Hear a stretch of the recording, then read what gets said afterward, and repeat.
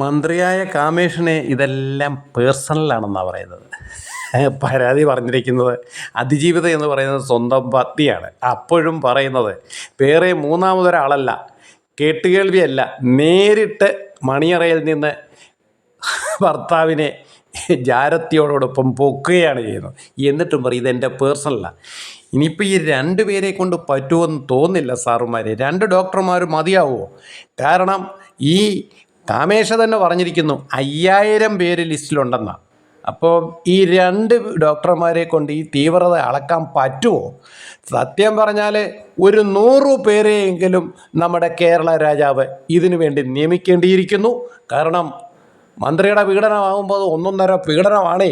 ആള് പുലിയ, നോക്കുകുത്തിയെ പോലും പൊക്കുന്ന രാജാവാണ്. അതുകൊണ്ട് ബഹുമാനപ്പെട്ട ദാസപ്പൻ രാജാവ് ഇക്കാര്യത്തിൽ ഒരു തീരുമാനത്തിൽ എത്തേണ്ടതാണ്.